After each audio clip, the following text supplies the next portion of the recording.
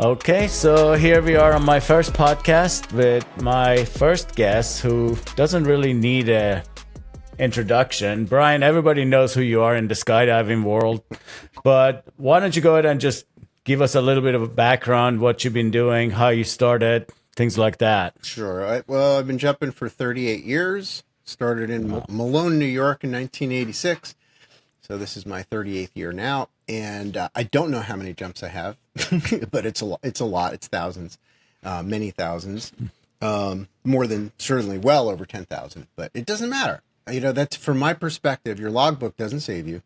It's you're paying attention to what's going on right now. You know, the little details. Absolutely. Complacency can come from ego.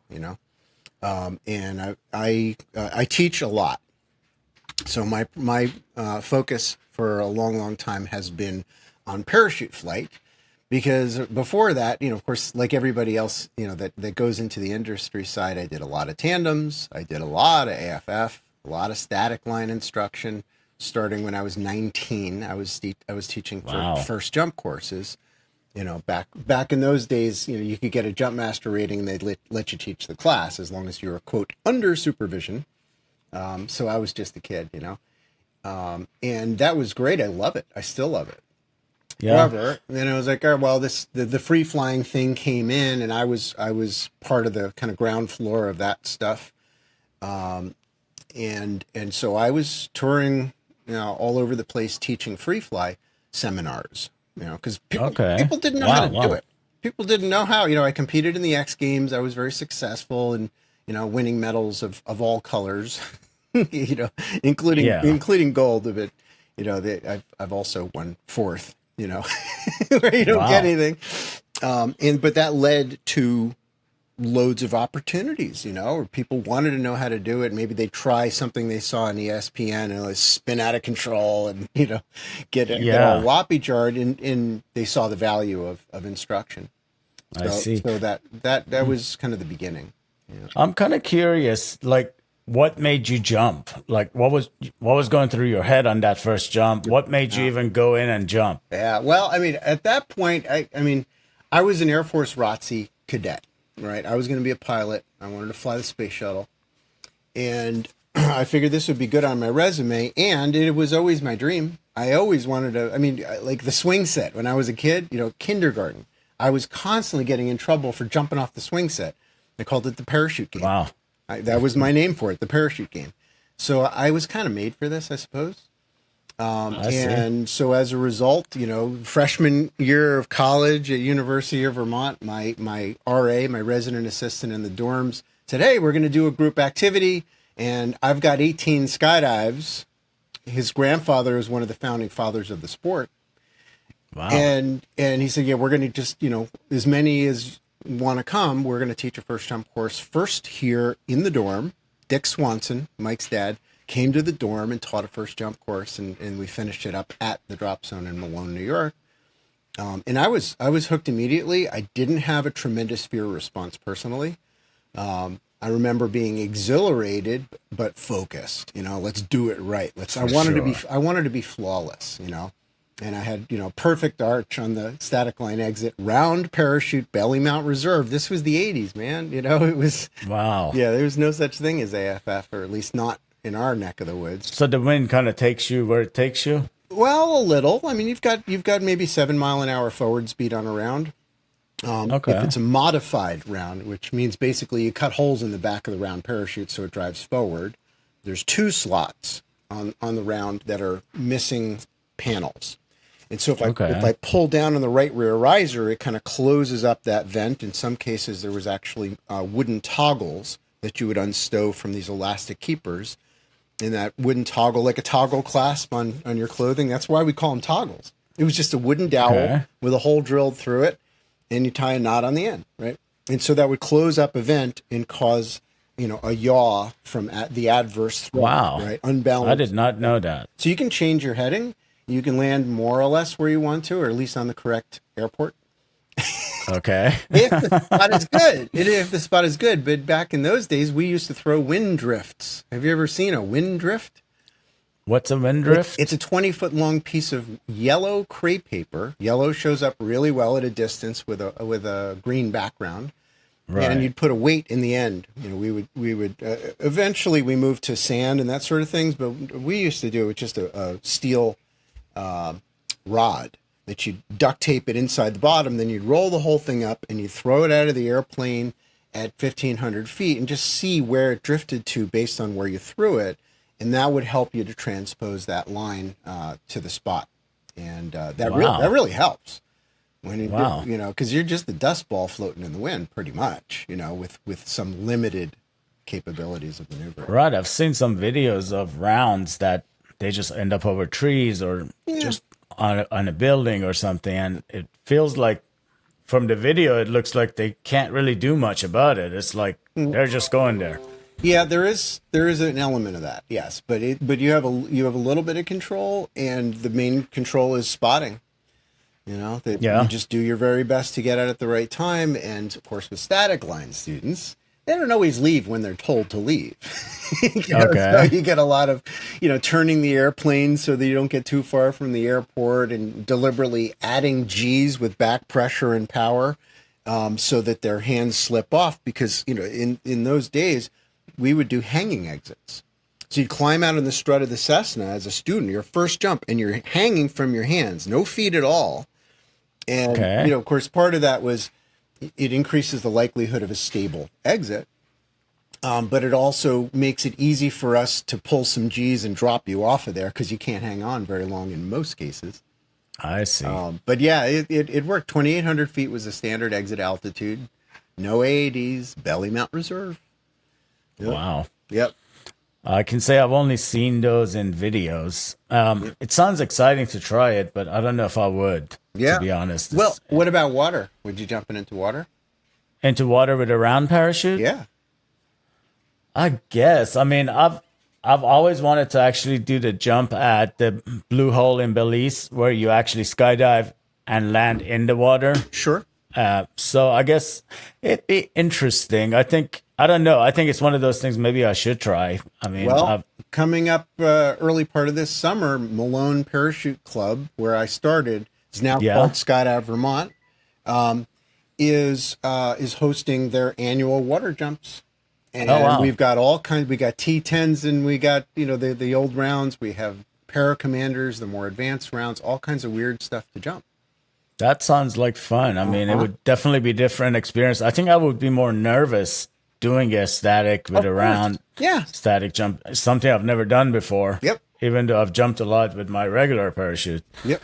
Yeah, I get that. But is being scared a reason to not do it? Or is there, of course not. You know, if there's a logical reason, absolutely, right? It's too windy or something like that. But if you go down the list and say, all right, well, I've reviewed my reserve procedures, which are now different, right?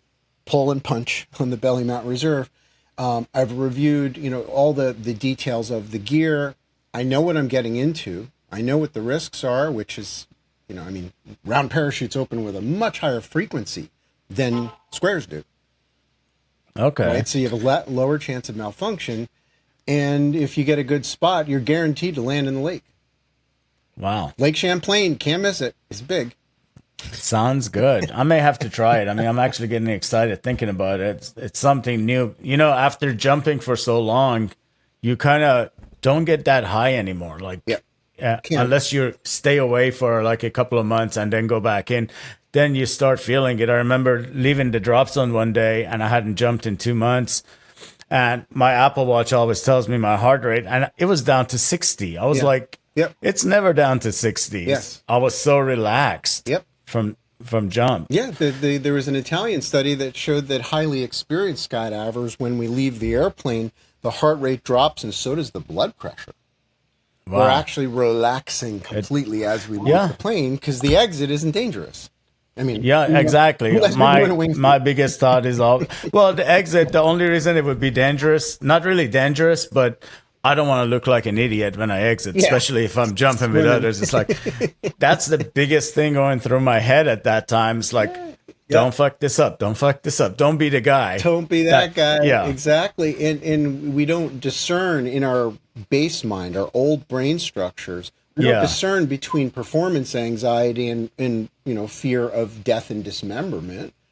Right. Right? It's the same thing in that part of the brain. It's just an alarm. Right. Right. Which means that we shouldn't belittle it when somebody's having, a bit of stage fright about exiting last on a 20-way or something. They're going through something very real, and they have to address it in the same way as if it was a physical risk, like a base jump or something. Right. You breathe slower, you calm your body, you relax your muscles, you focus your visualization on what you want and not what you don't want, again and again and again.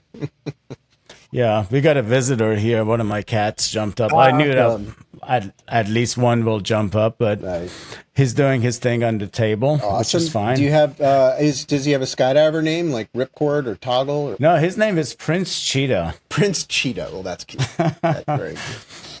Yeah. So actually, let me ask you. I mean, you have so many good stories. Is there one that sticks out to you the most that you like telling? There's tons of them. Oh my God. I mean, a lot of the best stories are either, for me, the in-hops that we do in Europe.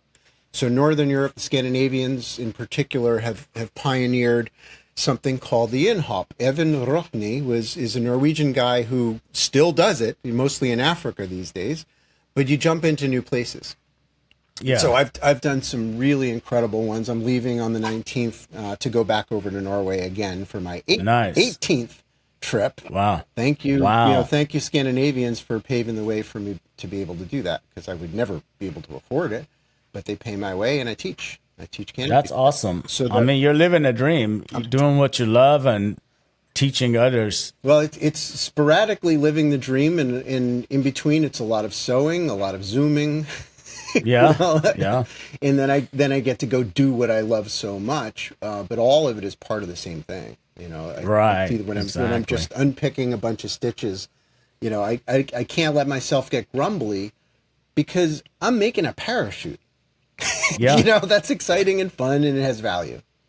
Yeah, definitely. Yeah. Well, let me ask you, I guess I'm called that Skydive Sim Guy. Yeah. And actually, let me tell you how I came up with the name for the podcast. A couple of years ago, I was jumping, I was getting geared up, and this one guy next to me, he just looked at me. He goes, "Aren't you that Skydive Sim Guy?" I was like, yeah, I guess you could say that. That's me. And it never registered to me until recently when I wanted to come up with a name for a podcast. And I figured probably a lot of people think of me as that Skydive Sim Guy. So why not? Let's call it that. That'll do. Yeah. What you've created is freaking amazing. Yeah. Actually, tell me. I know I reached out to you a while back, and you actually were able to test out the very first version of it. Which we agree it sucked, but it had potential. It's one of those things that we're trying to build. It's never been done. I mean, it's been done, but it's a process. We're trying to make something from the real world to react the same way in a digital world. It's extremely challenging. So tell me what your thoughts were. Well, I mean, my first thought was, all right, this is going to mess people up. That was my first. I'll be straight up. This is because, like, if you visualize wrong, right? Because the physics aren't congruent with reality. Now you're training incorrectly. So that was my first thought. Was maybe okay for non-skydivers, but for skydivers, I think they should lay off. Right. And as you continue to be so responsive to, it needs to better glide. It needs a longer recovery arc. The flare response needs to pitch and things like that. You did solve like all the problems. Every time I come up with a new issue that needs to be resolved, you do it. You and it's great to have someone with your experience give me that kind of feedback, because I'm so close to the project that it's really hard to see sometimes. Sometimes when you're just right in something, you miss things. You have to step back, or you have to listen to others that aren't as close to it, and you got to just kind of crush your ego and say, hey, they're right. You don't just say, no, I know what I'm doing and I'm right. So that's the big thing, I think. That is the big thing. To be able to just keep your ears open, because the goal is to make it better, not to defend your turf. Right. Not to defend your fragile ego or anything like that. And you've done a great job. You really have. Exactly. Thank you. Yeah, and I think as a visualization now, it offers so much. I mean, yes, for the intro folks that are considering skydiving, the kids that, maybe when they grow up, they're going to be Right. jumpers. Some of these guys may end up in the military. Some of them may end up as civilian TIs or something like that. But it really has come so far that I recommend it for skydivers as well. And that means a lot coming with someone with so much experience to say, I recommend it. I saw one of your posts that said, I think this can help skydivers. Yeah. And I mean, it really made my day when I saw that, because we hadn't talked about it. You just happened to post that. Yep. Yeah, And it's I was authentic. just It's like, authentic. blown away. Yeah, this is, it's a visualization, right? I mean, that's one of the things that in our sport we really rely on, because unlike a tennis player that can whack that ball 1,000 times a day, you don't get to flare 1,000 times a day. You don't get to arch 1,000 times a day or track. And so here, this gives us, sort of a clear mind movie that is relatively accurate, clear enough that when Right. you take the goggles off, you feel like you just made a jump. Right. You said somebody recently did that, right? Sure. They took the goggles off and were like, wow. Holy cow, they're like sweating, most of them, they're like still, the adrenaline is elevated and they're all excited. And of course, some of them take the goggles off and they're sick. And that's something that's that for you sure. just have It's to VR. deal with. And that's just VR. It's a certain percentage. Some say 20% or something like that. We'll have that sort of disconnect, I think, is because when you see the world change in a certain way and your middle ear doesn't feel it, now Right. there's another incongruity that's, like... For sure. And, we've actually come up with a solution for it. There's a FOV limiter, which is field of view limiter, that as you speed up in the game, like once you jump and you're in free fall or you're under canopy and you give it more input to turn, it kind of darkens the edges. Your peripheral vision gets darker. So your brain is not thinking, oh, I'm turning this way, I'm turning that way. And it seems to help a lot with that. Absolutely. The brain does it anyway. Yeah. Right? This is something that we naturally do anyway. We're just less aware of our surroundings, which has pros and cons, right? I mean, if somebody doesn't look before they turn and they don't point their focal point into this new direction of motion, they're not aware that there's a canopy right next to them before they make the turn. Right. The tunnel I vision. mean, even I've seen people walking, like I was biking one time, and I kind of predict things just naturally. It's like I saw somebody getting out of her car, closing the door and just turning and walking into the street. And luckily for her, I was anticipating it. I'm on a bike, so bicycle, it's not going to hurt her. But that could have been a car coming at her. But, just not looking, I think we just kind of automate a lot of things that way. Everybody does, when we're kind of inside of our heads instead of out in the world. Right. We narrow our field of view in many ways. And so, I think this is it was a natural step as an option to have that FOV limiter. I think it's a great idea. I don't feel like I need it. Right. Yeah. You've been in VR, and actually, you've worked with different skydiving simulators. Yes. Well, the first for one, a long time. Yeah, the first one I did was in Norway. My friend Helge at the Oppdal Club, up near. It's kind of in the Trondheim area of Norway. He actually created his own years ago, and they use it for student training. And it doesn't look fancy. The canopy looks sort of square, and the way the control surfaces move is just a plane. But it does the job of helping people to picture the three-dimensional reality. We live in 2D, mostly. And so to help somebody to see the flow of motion when your glide ratio is this, or if there's more wind as you face into the wind, the glide ratio is steeper. They get to actually see that and feel it, and that's very helpful. That was the first one, and I don't know if they're still using it, probably. And How long ago was that? Oh, that was, we're talking about 2013 or something. It's quite a while. Wow. Over 10 years ago, over a decade ago. So technology has changed so much. It has. To build something like that back then is actually a big deal. Yes.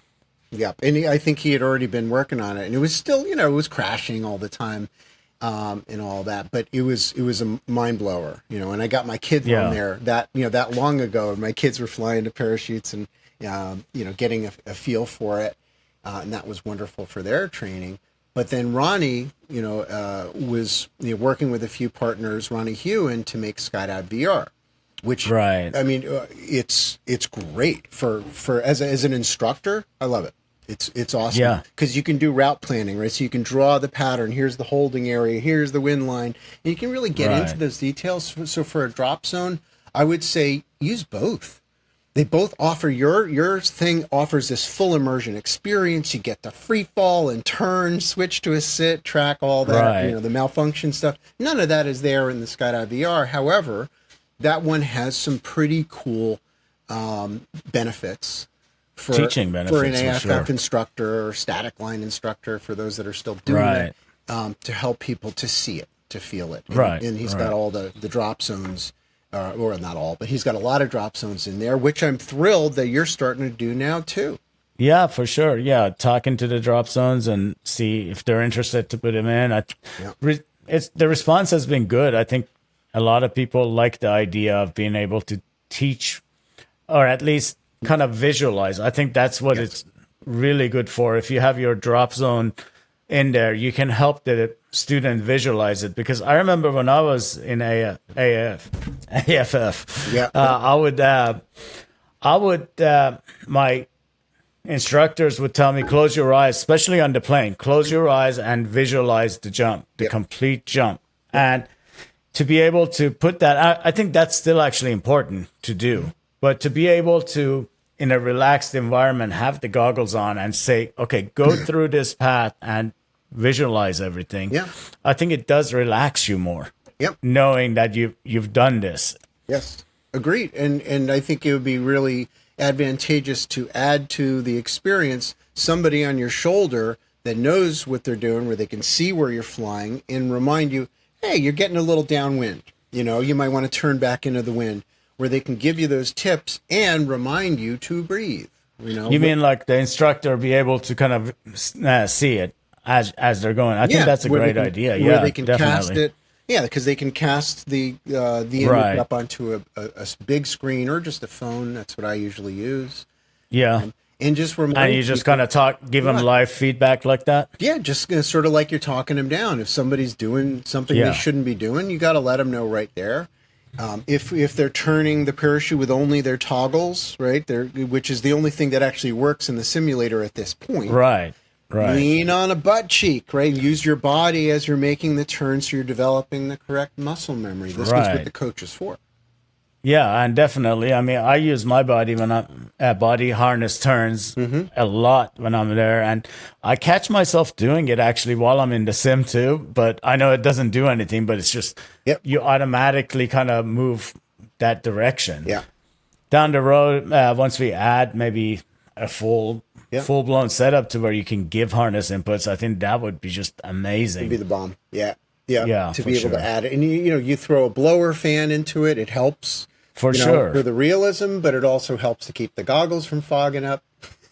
I mean, this thing, VR's been coming around. It's funny. The other night I was watching The Lawnmower Man. Have you seen that? Oh, I think 1994 remember that. It was a long time ago, And I mean, in the very beginning of it, I thought it was really cool because they had this super on there that said, in the future, virtual reality will become real, blah, blah, blah. And they were talking about it. And I was like, man, they really had the vision because now we are here. Like, it's the holodeck. So much further with it. Down the road, it can be a holodeck for sure. It's, Well, eventually, I think that's going to be very nice, to have projectors.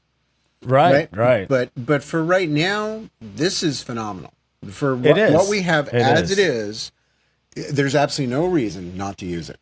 And what we also have, I mean, I've seen one person that sent me a video, actually. It was interesting because they actually had the thing that you walk on. So he was kind of like doing the walking, because in the game you can actually walk around if you want to, but a lot of people don't have the room. But he had the treadmill for VR where he was walking. And then when he was in free fall, he actually let himself be in the horizontal position, just kind of hanging. And I thought that was super cool, Yeah. And more and more of those things are coming out. It's just amazing. Yeah, multiple sensors and things like that. That's all going to happen for sure. I mean, definitely. Why wouldn't it? But it's still, I feel like it's come far enough that we don't need those things for this to be valuable.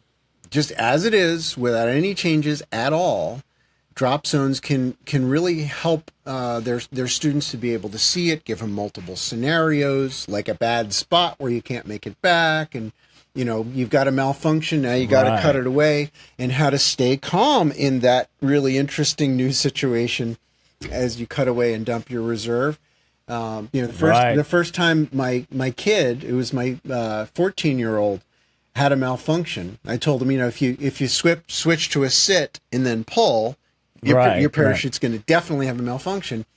And he did that. I was like, oh, you got a mal.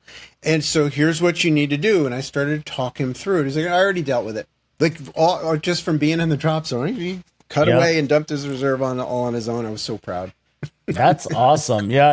And I mean, we got line twists coming up, actually. I just got the model in for that. So Great. We're going to be adding pretty much every malfunction in there, so you kind of get used to dealing with it. I mean, line twists, really, I've had a lot of them. Yep. I never really cut them away. I was high enough. Well, and I think that's important. As soon as you said line twist, I was thinking, well, that is a malfunction if it doesn't come out.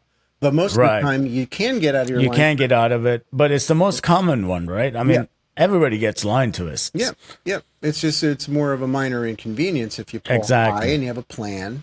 The method of getting out. There's lots to talk about there for sure, but I can refer you guys to some of my other videos, like the salmon. Yeah, for sure. Salmon untwist method and things like that. But I think it would be great if the simulator not only offered the line twist, but some line twists that come out after 5 seconds and some that don't.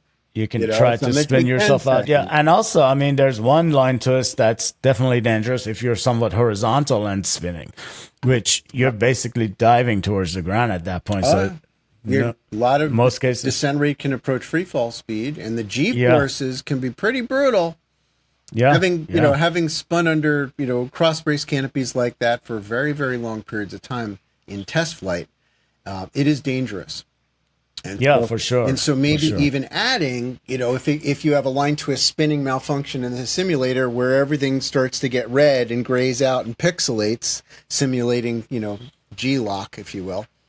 Yeah, we probably have to do that. Otherwise, if they're just spinning in VR like that, I think we'll have a lot of sick people, right? They'll be like, that's true too, right? To add your tunnel vision thing automatically in the spinner, because that can happen. It hasn't to me. I mean, I've been in, very high G spins for up to 80 seconds under a high parachute. I mean, granted, I'm maybe, more able to handle it than some people. I don't know. But I never. Well, I'm sure you get used to it, right? I mean, it's one of those things that you get used to. I remember my very first wingsuit jump. Yep. And I mean, I haven't done many of them. It's just very hot where I live. And I tried it out, like did 3 jumps in one day in middle of summer in Houston. Man, and I also don't like the feeling of being confined. But I remember my very first one, I was basically a piece of paper out the plane door. A spinner, Until, I mean, like maybe about 5 to 10 seconds until I got it under control. Yeah, exactly. Drive out of it, right? Fly forward out of it. Yeah, exactly. Use your legs. But it's normal to have one of those at some point. But once you get the hang of wingsuiting, it's not an issue. By my third one that day, I was actually feeling like I'm behind. I'm in an airplane. It's like there was a small puff of cloud that I'm just flying slowly past, and it was amazing. But it's one of those things. It's just another skill. It's another skill that can be taught in Skydive Sim to a certain degree now that you've got tracking. I mean, by the time this comes out, you may have made that even better with the ability to turn while we're tracking. Right. That's not so simple, I understand. But But in the meantime, at least we can go straight and experience, you're not only noticing where you're going, but where are you, right? And pattern planning as you do a tracking dive, you want to end up, off of the jump run, but upwind, ideally. Right. And so that pattern planning is vital for wingsuiting and tracking jumps. Right. Yeah. So real quick, I want to ask you this because it really, we were talking, I think, last week about getting ready for this podcast, and you mentioned something about Was it the Polish army that you found out used Yep. Skydive Sim? Yeah. Can you tell that story? Because you were actually in Europe. Yeah, it was. Well, I mean, I had my little simulator booth, right? I was giving some talks. I gave a keynote talk for the. I was the first keynote speaker, the only one that addressed like everybody, 700 people. It was quite a crowd. Wow. And that was I was focused. And this was at the skydiving This was symposium. in Poland. But people from all over the world came. A lot of military. I would say it was about 50-50 civilian and military. Big convention. It was huge. Yeah, it was huge. So I gave my talk on the holistic approach to safety in my keynote. And one of the things I included is, the visualization technologies that are available. And I showed some videos, and then I had the booth, come on over. And I had, people on the goggles. I had 3 sets of VR going, and so they could try Skydive VR because it has several positive aspects, and try Skydive Sim as well. And I wasn't trying to get them, to be married to either one of them. I think they both have value, and I think we need both. Exactly. I think we need both. Yeah, definitely. But I was amazed that they had VR sets next to me at the, I don't know if it was like Special Forces booth or something for the Polish military. And those guys didn't speak a lot of English. They're all in uniform, and they have these big guns. And anybody that knows me, I'm not really into guns. But they got all these guns right next to me. And I'm like, all right, I really wish I could, put a little pink blanket over those. I don't want to look at that, but whatever, it's fine. So I said, so what's with the Sims that you got there? They had a bunch of Quest 2s. They said, oh, well, we use it for various things. It took me a while to get it out of them, but they use it for skydive simulation. And I said, which one are you using? Well, we're using that Skydive Sim. Wow. For the military. We're using it for helping, train them, because they don't all jump around parachutes, right? I mean, that has a specific function in the military to put people out of the plane, lots of them at low altitude. Right. But it's obviously, if you've got a smaller group that has more training, there's a lot of advantage to having a gliding parachute that flares. Exactly. So you can really get into a tight spot. Like if you want to penetrate a spot, you can fly a parachute right in. Yeah, and keep your aircraft out of harm's way, away from the flak and the SAMs and all that.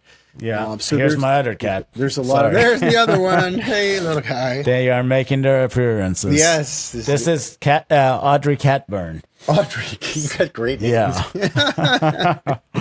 Nice. So I was really excited to hear that those guys were using it, and I got a bunch of other sort of high profile people.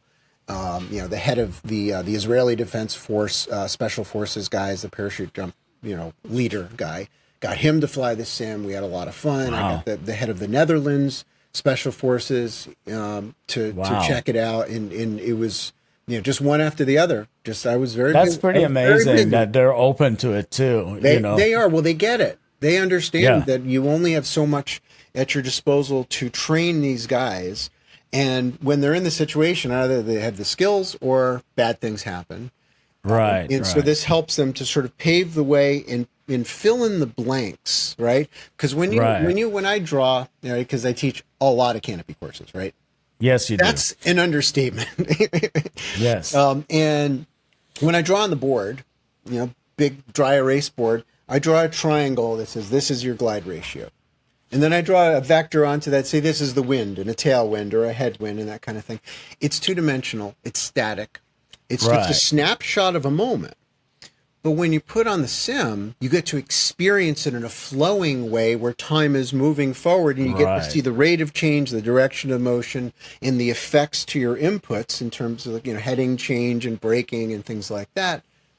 It really is, I think, it's a significant advantage for your students. And if you really care about them, for me as an instructor, I love every one of my students. Even the ones that are hard to love. And I want to protect them in every way I can. Why not do more? Why not continue to go back in that place of wonder, that doesn't know everything, and say, well, what else could I do? What haven't I thought of? What about a swing set? I do a lot. I got a swing set where we can spin. I've seen the video. Yeah, it's pretty amazing. There's a lot of really helpful things, and this is one of the most powerful tools that I've seen for helping them with their visualizations. That's great to hear. You know, we could talk for a long time, but we should probably cut it short. Maybe we can bring you back on another time again, because I always enjoy talking to you. Yeah, even when we talk on the phone, you and I tend to just continue talking about this stuff. Yeah, there's it's a lot really to talk great about. Oh, just wait till you get me started on stories. I tried definitely very want hard. to. You're like, I tell some stories. Like, no, I don't think you want me to tell stories. I get too many. I don't know. I find it very interesting. Like, I remember when I started skydiving, I was introduced to your videos by some of my instructors, and I think it's the same for a lot of people. So That's good. you definitely have made a huge impact on the sport. Yeah, So that's what I'm I trying. really appreciate you. You know, I think there's a lot of people out there that appreciate what you've done for the sport, and that should be said. I will continue to do so until I can't do it anymore. Awesome. Well, thank you so much for joining, and All right, thanks, Amir. talk to you later. All right, enjoy your day.